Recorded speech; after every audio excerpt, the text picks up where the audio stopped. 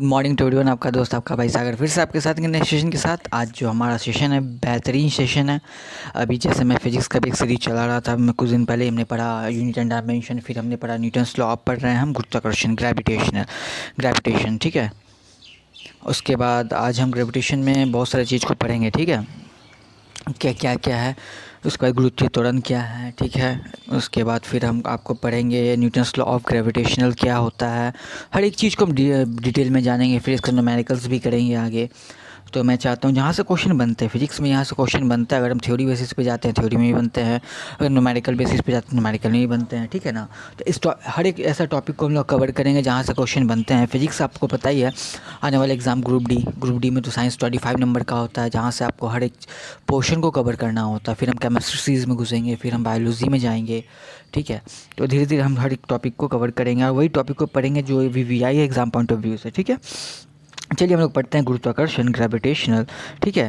तो उसके बाद हम गुरुत्वाकर्षण को पढ़ते हैं आज को, ठीक है ना। ग्रेविटेशन को पढ़ते हैं, ओके। चलिए सेशन को स्टार्ट करते हैं। ग्रेविटेशन होता क्या है, ठीक है। अगर हम बुक के लैंग्वेज से जाएं तो ग्रेविटेशन होता क्या है वो हम देख लेते हैं, फिर अपना एक लैंग्वेज होगा। देखिए, चीज़ों को समझने के लिए पहले तो हम बुक का एक लैंग्वेज होता है उसको हम समझेंगे, फिर एक जो अपना लैंग्वेज जो निकल के आता है, जिस चीज़ को हम ईजिली समझ सकते हैं, ठीक है, उस चीज़ को हम समझेंगे। चलिए, होता क्या है ग्रेविटेशन, गुरुत्वाकर्षण होता क्या, पदार्थों द्वारा एक दूसरे की ओर आकर्षित होने की प्रवृत्ति। गुरुत्वाकर्षण होता क्या है, पदार्थों द्वारा एक दूसरे की ओर आकर्षित होने की प्रवृत्ति ही गुरुत्वाकर्षण कहलाती है। गुरुत्वाकर्षण के बारे में पहली बार कोई अगर गणितीय सूत्र देने की कोशिश की तो है वो आइजैक न्यूटन। ये न्यूटन अंकल ने आपको दिया हुआ था कि कोई भी अगर मैथमेटिकल फार्मूला अगर दिया हुआ था गुरुत्वाकर्षण के बारे में, वो दिए हुए थे आइजैक न्यूटन। ये हमारे न्यूटन चचा हो गए और इन्होंने गुरुत्वाकर्षण सिद्धांत का प्रतिपादन किया, ठीक है। गुरुत्वाकर्षण सिद्धांत का प्रतिपादन न्यूटन चचा ने ही किया था। न्यूटन के सिद्धांत के बाद अल्बर्ट आइंस्टाइन द्वारा सापेक्ष सिद्धांत में बदला गया, ठीक है। सापेक्षता का सिद्धांत VVI है, मैं आगे पढ़ाऊंगा आपको, ठीक है। सापेक्षता का सिद्धांत किसने दिया था ये पूछ दिया जाता है एग्जामिनेशन में, डायरेक्ट क्वेश्चन यहाँ से बनता है कि बताइए सापेक्षता का सिद्धांत किसने दिया था, अल्बर्ट आइंस्टाइन, ठीक है। उसके बाद पूछ जाता है गुरुत्वाकर्षण का नियम किसने, आइजैक न्यूटन ने, ठीक है। यहाँ पर हो गया।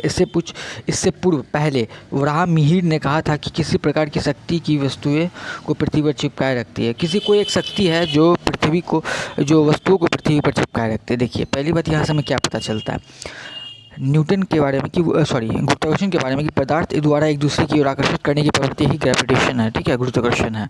गुरुत्वाकर्षण के फील्ड अगर मैटर में अगर पहला कोई जो है जो मैथमेटिकल आपको अगर मैथमेटिकल वैल्यू के साथ अगर कोई मैथमेटिकल अगर फार्मूला के साथ कोई अगर इस चीज़ को बताया है ग्रेविटेशन को, तो वो बताया आइजैक न्यूटन, ठीक है। उसके बाद फिर आपको गुरुत्वाकर्षण सिद्धांत को प्रतिपादन किसने किया था, आइजैक न्यूटन ने। उसके बाद अगर हम बात करते हैं सापेक्षता का सिद्धांत किसने दिया था, अल्बर्ट आइंस्टाइन ने दिया था, ठीक है। उसके बाद देखिए एक चीज़ और VVI जो क्वेश्चन यहाँ से डायरेक्ट पूछा था वराह मिहिर के बारे में, उन्होंने सबसे पहले कहा था। देखिए, आइजैक न्यूटन जी ने तो कहा था, इन्होंने इस बात को प्रतिपादित किया है गुरुत्वाकर्षण को मैथमेटिकल फार्मूला दे के कि भाई कोई एक वस्तु है, ठीक है, द्वारा कोई पदार्थ एक दूसरे की ओर आकर्षित होता है और जो है वस्तु जो होती है पृथ्वी पर मतलब कि जो वस्तु है जो पृथ्वी की ओर अट्रैक्ट होती है, पृथ्वी जिसे अट्रैक्ट करती है, ये सब हम ग्रेविटेशन कहते हैं, ठीक है। ये तो हमारा न्यूटन अंकल ने बताई था। बट अगर हम बात करें वराह मिहिर के बारे में इन्होंने सबसे पहले कहा था इस बात को। बहुत सालों न्यूटन से पहले भी इन्होंने कहा था कि कोई एक शक्ति है जो वस्तुओं को पृथ्वी पर चिपकाए रखती है, ठीक है। इस चीज़ को आप ध्यान रखिएगा। ये देख रहे हैं सन है, ठीक है, ये हमारा सूरज है, ये ग्रह देख रहे हैं आप, ठीक है। यहाँ तक कोई भी कन्फ्यूजन नहीं होना चाहिए, ग्रह है, ठीक है। गुरुत्वाकर्षण के कारण ही ड्यू टू ग्रेविटेशन, गुरुत्वाकर्षण कारण ही ग्रह जो है सूर्य के चारों ओर चक्कर लगा पाते हैं। ग्रह जो है, ये जो ग्रह है देख रहे हैं, ग्रह जो है सूर्य के चारों ओर चक्कर लगा पाते हैं। बहुत सारा कन्फ्यूजन अभी होगा बहुत सारे बच्चों को कि ये जो है पृथ्वी स्थिर है लेकिन सूर्य उसके ओर चारों ओर परिक्रमा कर रहा है। नहीं, बिल्कुल नहीं। हमें सबसे बड़ा कन्फ्यूजन इसको दूर करना है कि सूर्य जो है स्थिर है और जो ग्रह है उसके चारों ओर परिक्रमा कर रहा है, पृथ्वी जो उसके चारों ओर परिक्रमा कर रही है, ठीक है। ये क्यों होता है, ये होता है ड्यू टू ग्रेविटी, ठीक है। ग्रेविटेशन के कारण होता है, गुरुत्वाकर्षण के कारण ये होता है, संभव हो पाता है, ठीक है। 3 चीज़ याद रखिएगा। गुरुत्वाकर्षण सिद्धांत का प्रतिपादन किसने किया? आइजैक न्यूटन ने किया था। सापेक्षता का सिद्धांत किसने दिया था? ये दिया था आपको अल्बर्ट आइंस्टाइन ने दिया था। और वहाँ मीहिर ने सबसे पहले कहा था किसी कोई एक प्रकार की शक्ति है जो वस्तुओं को पृथ्वी की ओर खींचे रखती है, ठीक है। यहाँ तक आपको कोई भी कन्फ्यूजन नहीं होना चाहिए, ओके। चलिए, तो सबसे पहले हम जानेंगे ग्रेविटेशन, ठीक है, गुरुत्वाकर्षण। इसका होता क्या है? पदार्थ द्वारा एक दूसरे की ओर आकर्षित करने की प्रवृत्ति। पदार्थ द्वारा एक दूसरे को आकर्षित करने की प्रवृत्ति, ठीक है। जिस तरह से हमने स्टार्टिंग से ही पढ़ा है कि आइजैक न्यूटन साहब ने सबसे पहले इसे इसके नियम को प्रतिपादित किया, जिसे हम कहते हैं न्यूटन्स लॉ ऑफ ग्रेविटेशन, ठीक है। उन्होंने किस तरह से जाना, किस तरह से, अगर मैथमेटिकल वैल्यू अगर किसी ने दिया है इस लॉ का, अगर मैथमेटिकल वैल्यू अगर किसी ने इस लॉ का दिया है, वो न्यूटन चचा ने ही दिया है, ठीक है। उन्होंने वो उनकी एक कहानी है कि वो सेब की गाछी के नीचे बैठे हुए थे, सेब नीचे गिरी, अचानक वो ये कि सेब अचानक नीचे गिरी, ऊपर क्यों नहीं गई, ठीक है। कुछ ना कुछ तो एक ऐसा फोर्स है जो सेब को नीचे की ओर खींच रहा है, ठीक है ना। तो उन्होंने इस पर एक नियम बनाया, ठीक है। और वो नियम के बारे में अभी हम पढ़ेंगे, डिटेल में पढ़ेंगे, ठीक है। गुरुत्वाकर्षण के बारे में सबसे पहले हम जानेंगे। पदार्थ कोई भी पदार्थ के आपस में एक दूसरे को आकर्षित करने की जो होती है गुण, गुरुत्वाकर्षण है, ठीक है। और जो सबसे बड़ी बात जानते हैं कि ये एक कमज़ोर बल होता है, एक कमज़ोर बल होता है। गुरुत्वाकर्षण क्या होता है? एक कमज़ोर बल होता है, ठीक है, ध्यान रखिएगा। ये एक कमज़ोर बल होता है, ठीक है। ये ब्रह्मांड में प्रत्येक कण या पिंड के बीच उसके द्रव्यमान के कारण लगता है, ठीक है। ब्रह्मांड में ध्यान सुनिएगा, ब्रह्मांड में प्रत्येक कण या पिंड के बीच उसके द्रव्यमान के कारण लगता है, ठीक है। ब्रह्मांड में प्रत्येक कण या पिंड के बीच उनके द्रव्यमान के कारण लगता है ये गुरुत्वाकर्षण बल, ठीक है। यहाँ तक आपको कोई भी कन्फ्यूजन नहीं होगा। फिर भी मैं लिख देता हूँ, ठीक है ना। ब्रह्मांड में, ठीक है, ब्रह्मांड में प्रत्येक कण के बीच उनके द्रव्यमान के कारण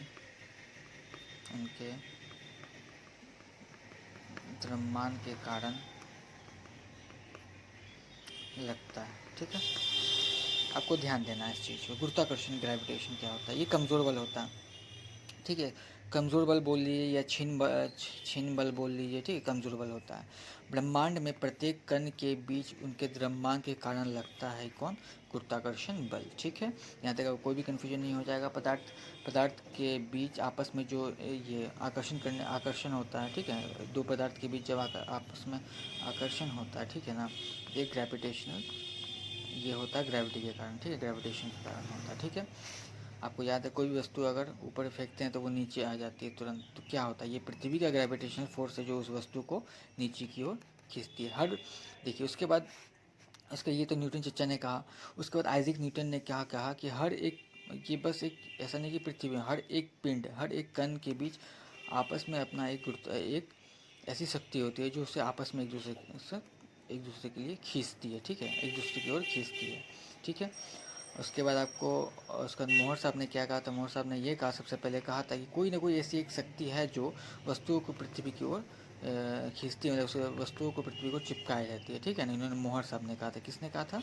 मोहर साहब ने कहा था। तो उन बहुत लोगों ने बहुत कुछ कहा, लेकिन आपको जो सबसे मेन याद रखना पड़ेगा कि न्यूटन साहब ने क्या कहा। न्यूटन साहब ने क्या क्या कहा है वो आज हम डिस्कस करेंगे। आपको न्यूटन का जो आपको लॉ ऑफ ग्रेविटेशन है उसके अकॉर्डिंग हम सारा कुछ देखेंगे। न्यूटन चचा का आपको सार्वत्रिक गुरुत्वाकर्षण का नियम क्या था? न्यूटन अंकल का सार्वत्रिक गुरुत्वाकर्षण नियम क्या था, ठीक है। इस चीज़ को हम इजीली जानेंगे, अच्छे से जानेंगे, ठीक है। और सबसे बड़ी बात है कि इन्होंने नियम दिया, तो इसका नियम का में क्या क्या है, क्या क्या नहीं है, सारी चीज़ को हम जानेंगे, ओके। सबसे पहले, यदि पृथ्वी के द्रव्यमान के तुल्य द्रव्यमान वाली कोई वस्तु इसकी तरफ गिरे, ठीक है, तो उस स्थिति में पृथ्वी का त्वरण भी नग्न नहीं बल्कि उसके मापन योग होगा। चलिए, यहाँ से आपको कुछ अगर समझ में आ गया तो बेटर, नहीं तो हम इजीली इसको अच्छे से जानते हैं, ठीक है। इसके बाद आइजैक न्यूटन ने अपनी मौलिक खोजों के आधार पर बताया कि केवल पृथ्वी नहीं अपितु विश्व का प्रत्येक दूसरे कण को अपनी ओर आकर्षित करता है, ठीक है। वीवीआई, दो कणों के बीच कार्य करने वाला आकर्षण बल उन कणों को संयुतियों के गुणनफल का प्रत्यक्ष समानुपाती तथा उसके बीच की दूरी के वर्ग का व्युत्क्रम अनुपाती होता है, ठीक है। बेहतरीन, इस चीज़ को आप ध्यान रखिएगा, ठीक है। दो कणों के बीच कार्य करने वाला आकर्षण बल उन कणों की सहितियों के गुणनफल का समानुपाती तथा उसके बीच की दूरी के वर्ग का व्युत्क्रमानुपाती होता है। ठीक है, BVI मैं आपको इसको फॉर्मूला के थ्रू बताऊंगा।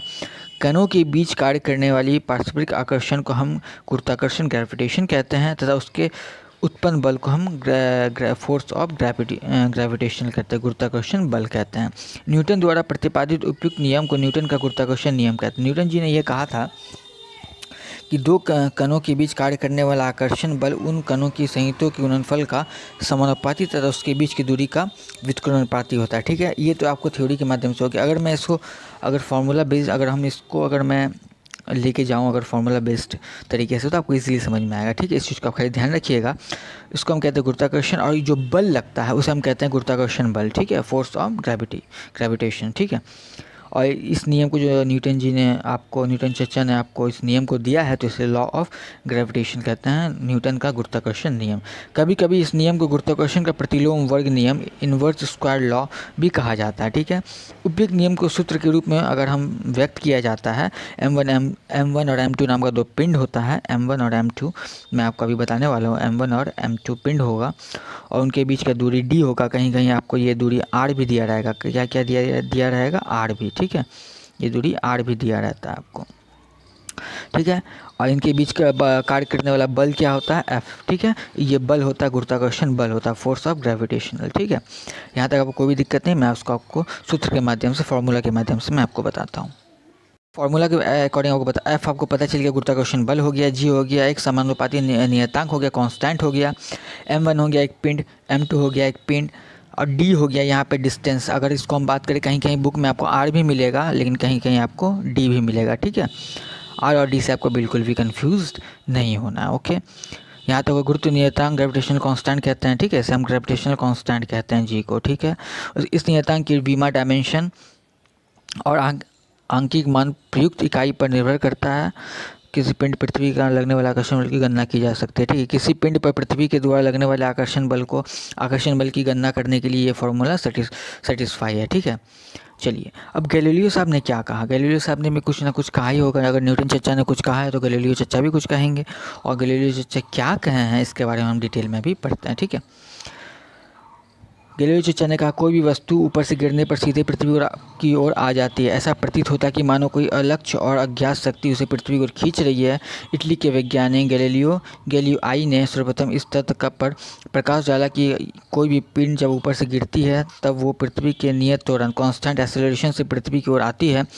त्वरण का यह मान सही वस्तुओं के लिए एक सा होता है। इसके निष्कर्षण की पुष्टि के लिए उन्होंने बहुत सारे मैथमेटिकल इक्वेशंस दिए, जैसे हो गया FF भी FF ऐसे करके ETC बहुत सारा उन्होंने कुछ दिया है। ठीक है, तो गैलीलियो साहब ने सबसे पहले ये विचार रखा, कोई वस्तु अगर पृथ्वी की ओर गिरती है तो वो पृथ्वी की ओर आती है, तो वो एकदम पृथ्वी गिरने पर सीधे कोई वस्तु अगर ऊपर से गिरे, ध्यान रखिएगा, कोई वस्तु अगर ऊपर से गिर रही है तो वो सीधे पृथ्वी को आने लगती है। ठीक है, तो उन्होंने कहा कि ऐसा कोई अलक्ष्य और अज्ञात शक्ति है जो पृथ्वी की ओर आकर्षित होती जाती है। ठीक है, इटली के वैज्ञानिक जो हैं गैलीलियाई ने सर्वप्रथम इस तथ्य पर प्रकाश डाला था कि जब भी कोई पिंड ऊपर से गिरती है तो वो एक नियत त्वरण, एक कांस्टेंट एक्सेलरेशन के साथ पृथ्वी की ओर आती है। त्वरण का ये सभी मान वस्तुओं के लिए इक्वल होता है। त्वरण का ये मान सभी वस्तुओं के लिए इक्वल होता है। ठीक है, डिफर नहीं करता। ओके, ठीक है, ये गैलीलियो साहब ने कहा। और ये जो फार्मूला देख रहे हैं F=G M1 M2 अपन D स्क्वायर जो है, ये फार्मूला का यूज़ करके हम किसी भी पिंड पर पृथ्वी के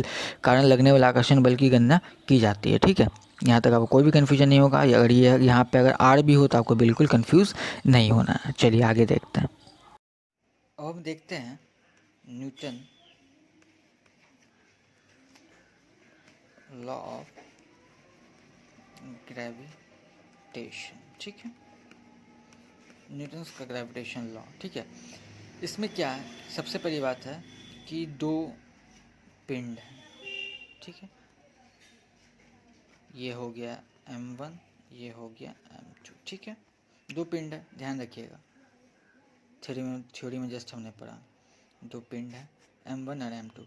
इनके बीच का जो डिस्टेंस है, कहीं कहीं D दिया रहता है, कहीं कहीं R दिया रहता है, तो आपको बिल्कुल भी घबराना नहीं है। ओके, ये m1 हो गया, ये m2 हो गया, ठीक है। यहाँ तक कोई भी Newton's law of gravitation, Newton का आपको गुरुत्वाकर्षण नियम VVI, ये ध्यान से सुनिएगा। दो पिंड हैं m1 m2, इनके बीच की दूरी क्या हो गई, r हो गई, ठीक है। हमने पढ़ा है कि अगर दो अलग अलग द्रव्यमान की वस्तु का द्रव्यमान अगर m1 m2 है, उनकी बीच की दूरी अगर d या r है, अगर d कहीं r, इसलिए मैं दो ले लेता हूँ, आपको बिल्कुल भी कन्फ्यूजन नहीं होना चाहिए। उनके बीच लगने वाला बल, उनके बीच जो एक बल लगेगा वो लगेगा F, ठीक है। उनके बीच लगने वाला बल उनके द्रव्यमान के गुणनफल के, उनका द्रव्यमान जो है m1 और m2, उनके गुणनफल का समानुपाती होगा तथा उनके बीच की दूरी का व्युत्क्रमानुपाती होगा। कैसे होगा मैं बताता हूँ। F समानुपाती होगा, बल समानुपाती होगा m1 m2 का, और दूरी का व्युत्क्रमानुपाती होगा। मैं d ले लेता हूँ या r, मैं r ले लेता हूँ, ठीक है। यहाँ तक हो गया, समझ में आ गया आपको। तो ये हो जाता है आपको m1 m2 अब r स्क्वायर, ठीक है। अगर हम इसको लिखते हैं तो g m1 में g कहाँ से है मैं बताता हूँ आपको, बिल्कुल भी घबराना नहीं है। g यहाँ पे क्या हो गया, g हो गया सार्वत्रिक गुरुत्वाकर्षण नियतांक। ये जो g हो गया, ये कैपिटल G है, स्मॉल g नहीं, गुरुत्वीय त्वरण नहीं है। स्मॉल g गुरुत्वीय त्वरण होता है। ये जो g हो गया, मैं g के बारे में बता देता हूँ। ये कैपिटल G हो गया, ये हो गया, ठीक है। ये आपको ध्यान रखना पड़ेगा, सार्वत्रिक गुरुत्वाकर्षण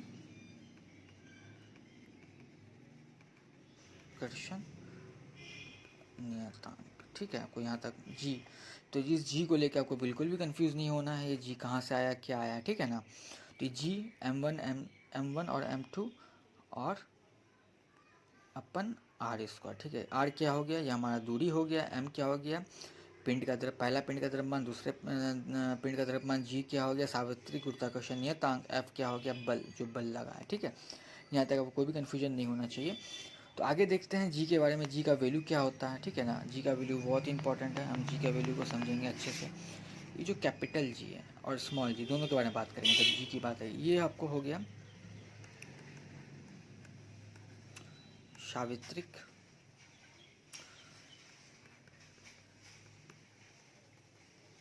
गुरुत्वाकर्षण नियतांक, ठीक है।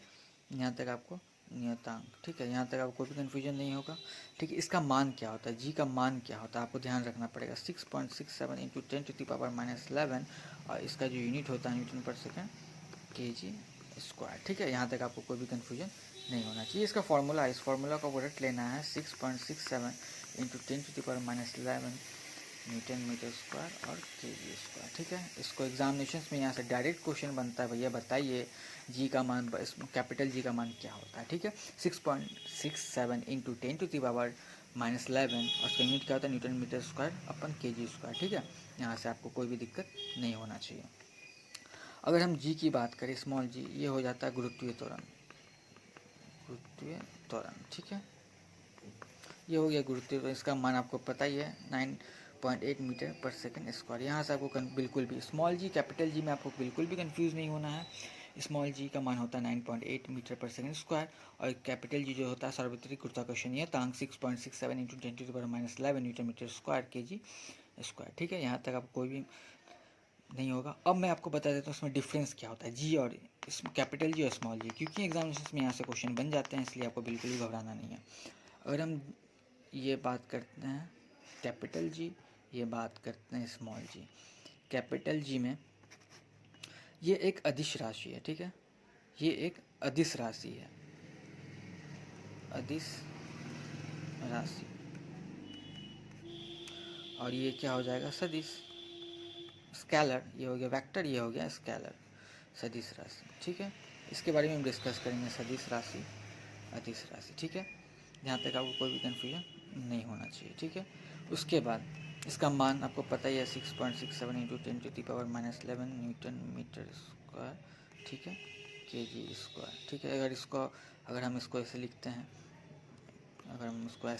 6.67 into 10⁻11 newton metre square kg minus 2, ऐसे भी लिख सकते हैं, कोई दिक्कत है नहीं। और इसका वैल्यू तो आपको पता ही है 9.8 मीटर पर सेकेंड स्क्वायर, ठीक है। यहाँ तक आपको कोई भी कन्फ्यूजन नहीं होगा। उसके बाद सबसे VVI पॉइंट, अगर इसकी बात करें, सार्वत्रिक गुरुत्वाकर्षण का मान ब्रह्मांड में कहीं नहीं मिलता। ब्रह्मांड में इसका मान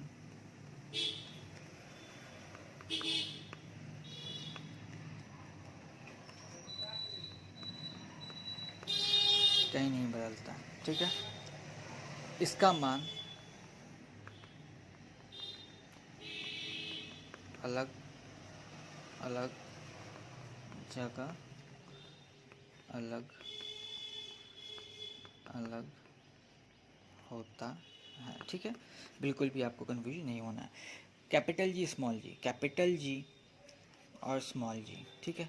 कैपिटल जी हो गया सावित्री गुरुत्वाकर्षण नियतांक और स्मॉल जी हो गया गुरुत्वीय त्वरण। तो जी का मान क्या, सबसे पहले जी का मान देख लीजिए 6.67 newton to the -11 newton metre square K G square, ठीक है। जी जो होता है अदिश राशि होता है और कैपिटल जी अदिश राशि, स्मॉल जी सदिश, अदिश और सदिश, ठीक है। आपको ध्यान रखना पड़ेगा। अब याद कैसे करोगे, जी, ठीक है, अ पहले आता है, ठीक है। कैपिटल जी है तो अ पहले आएगा, स्मॉल जी है तो 100 बाद में आएगा, ठीक है। इस चीज़ को ध्यान रखिएगा। अगर थोड़ा सा ट्रिक देख लिया तो कैपिटल जी अदिश राशि पूछ लिया जाता है। सावित्री गुरुत्वाकर्षण नियतांक क्या है, अदिश राशि है अ, ठीक है। कैपिटल जी है तो अ, ठीक है। स्मॉल जी है तो 100, ठीक है। बिल्कुल भी कंफ्यूज नहीं होना है। इसका मान आपको ध्यान रखना है, ठीक है। और ब्रह्मांड में इसका मान कहीं नहीं बदलता है। कैपिटल जी का मान कहीं नहीं बदलता, जबकि स्मॉल जी का मान अलग अलग जगह अलग अलग होता है। ओके, यहाँ तक कोई भी कन्फ्यूजन नहीं है। कैपलर साहब का बड़ा पता ही होगा आपको। इन्होंने ग्रह की गति का अध्ययन करने का नियम दिया था, ठीक है। ग्रह के यहाँ से डायरेक्ट क्वेश्चन पूछा जाता है कैपलर के बारे में, डायरेक्ट। आपको यहाँ से कोई भी कन्फ्यूजन नहीं होगा। यहाँ से 3 से 4 क्वेश्चन ऐसे मैंने भी बताया कि डायरेक्ट एग्जामिनेशन में आपको आ जाता है, ठीक है। आपको बिल्कुल भी घबराना नहीं है। यहाँ क्या पूछा जाता है मैं आपको बताता हूँ, ठीक है। यहाँ पूछा जाता है ग्रहों की गति का अध्ययन करने की जो नियम थे वो किसने दिया था, वो दिया था कैपलर साहब ने दिया था। ये कहाँ के थे, जर्मन के थे। कहाँ के थे, जर्मनी के थे, ठीक है। यहाँ तक आपको कोई भी कन्फ्यूजन नहीं होना चाहिए।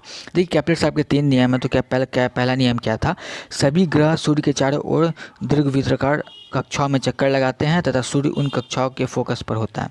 सूर्य देख रहे हैं, ठीक है, यहाँ पे है। और ये जो ग्रह हैं, ठीक है, सूर्य के चारों ओर परिक्रमा कर रहे हैं, ठीक है। अब यहाँ तक आपको समझ में आ गया, ये सूर्य है, फोकस पे सूर्य है, ठीक है, यहाँ पे आपको।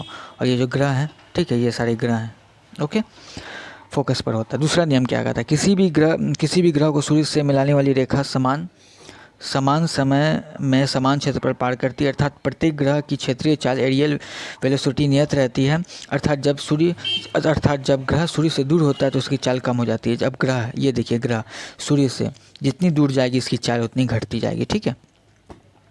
तृतीय नियम, परिक्रमण काल में नियम, प्रत्येक ग्रह का सूर्य का परिक्रमण काल का वर्ग उसकी दीर्घवृत्ताकार कक्षा की अर्ध दीर्घ अक्ष की तृतीय घात के समानुपाती होता है।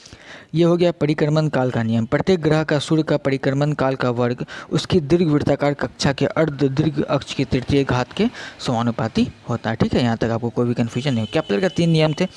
यहाँ से क्वेश्चन क्या बनता है, ये तीनों नियम से क्वेश्चन नहीं बनते। क्वेश्चन सीधा पूछा जाता है, भैया बताइए कि ग्रहों की गति का नियम किसने दिया था, कैपलर साहब ने दिया था। इसके कितने नियम है, 3 नियम है, ठीक है।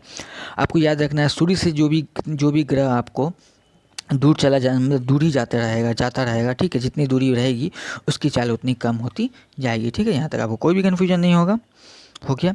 कैपलर का प्रथम नियम यही कहा जाता है कि सूरज यहाँ फोकस पे होता है, ग्रह उसके चारों ओर चक्कर लगाते, सूर्य के चारों ओर दीर्घवृत्ताकार अवस्था में चक्कर लगाते, ठीक है, ऐसे, ठीक है, ओके। यहाँ तक कोई भी कन्फ्यूजन नहीं होना चाहिए आपको। अब हम पढ़ते हैं गुरुत्वीय त्वरण, ठीक है। गुरुत्वजनित त्वरण या गुरुत्वीय त्वरण आप इसे कह सकते हैं, ठीक है। ये होता क्या है, एक्सेलरेशन ड्यू टू ग्रेविटी होता क्या है, गुरुत्वीय त्वरण होता क्या है, भारी द्रव्यमान वाले खगोलीय पिंड के गुरुत्वीय आकर्षण के कारण उत्पन्न त्वरण, ठीक है। भारी द्रव्यमान वाले खगोलीय पिंड के गुरुत्वीय आकर्षण के कारण उत्पन्न त्वरण। देखिए, भारी द्रव्यमान वाला कोई खगोलीय पिंड है, उसका गुरुत्वीय आकर्षण के कारण जो त्वरण उत्पन्न होता है उसे हम गुरुत्वीय त्वरण कहते हैं। पृथ्वी का गुरुत्व, मानक गुरुत्व जी, स्मॉल जी, ठीक है। देखिए कैपिटल जी, देखिए एक होता है कैपिटल जी, एक होता है स्मॉल जी। कैपिटल जी होता है सार्वत्रिक गुरुत्वाकर्षण नियतांक और स्मॉल जी होता है जो आपको स्मॉल जी हो गया, ठीक है ना, गुरुत्वीय त्वरण, ठीक है। ये जो हो गया गुरुत्वीय, इसका मान पूछ लिया जाता है 9.80665 मीटर पर सेकंड स्क्वायर, ठीक है। अगर आप इसको याद नहीं रखते, आप शुरू से ही पढ़ते आए 9.8 पढ़ के आए ना, ठीक है, 9.8 मीटर पर सेकंड स्क्वायर, ठीक है। यहाँ से आपको कोई भी कन्फ्यूजन नहीं होना चाहिए। अगर हम कैपिटल जी की बात करें, जो सार्वत्रिक गुरुत्वाकर्षण नियतांक होता है उसका वैल्यू अलग होता है, मैं आपको बताने वाला हूँ। लेकिन जो स्मॉल जी, जो इसे हम गुरुत्वीय त्वरण कहते हैं, उसका मान होता है 9.8 मीटर पर सेकंड स्क्वायर, ठीक है। आगे मैं आपको और डिटेल में बताने वाला हूँ कि कैसे क्या होता है, ठीक है। जी, स्मॉल जी, कैपिटल जी, इन सब का मान आपको याद रहना पड़ेगा, ठीक है। चलिए, अगर थोड़ी सी बात अगर हम कर लें गुरुत्वीय त्वरण के बारे में, जो है हमारा स्मॉल जी, ठीक है। स्मॉल जी गुरुत्वीय त्वरण, आपको पता है इसका वैल्यू क्या होता है, स्मॉल जी, ठीक है। 9.8 मीटर पर सेकंड स्क्वायर, ये एक सदिश राशि है, ठीक है ना। ये एक सदिश राशि है, ठीक है। ये थ्योरी में हमने पढ़ा, लेकिन इसके बारे में अगर इसका जो वैल्यू है इसको थोड़ा सा ध्यान रखिएगा। इसका मान अलग अलग जगह पर अलग अलग होता है, जस्ट हमने देखा था, ठीक है। तो गुरुत्वीय त्वरण से क्वेश्चन क्या बनता है, ठीक है। गुरुत्वीय त्वरण से क्वेश्चन क्या बनता है, ये कौन सी राशि है, ये आपको सदिश राशि, इसका वैल्यू क्या होता है, स्मॉल जी का मान क्या होता है, 9.8 मीटर पर सेकंड स्क्वायर, ठीक है। तो यही सब चीज़ है जो यहाँ से अलग पूछी जाती है, इसका मान अलग अलग जगह पर अलग अलग होता है। तो गुरुत्वीय त्वरण में और कुछ ज़्यादा है नहीं, बस आपको चीज़ ध्यान रखना, स्मॉल जी होता है, इसका मान ये होता है, ठीक है। स्मॉल जी कैपिटल जी में आपको कन्फ्यूज़ किया जाएगा, लेकिन आपको बिल्कुल कन्फ्यूज़ नहीं होना, ओके। तो आशा करता हूँ आज का सेशन आपको बहुत ही अच्छा लगा। इसी तरह अपना प्यार बनाए रखिएगा, घर पे रहिएगा, सुरक्षित रहिएगा, ठीक है। और अपने पढ़ाई को कंटिन्यू करिएगा। तब तक के लिए थैंक यू वेरी मच। जय हिंद।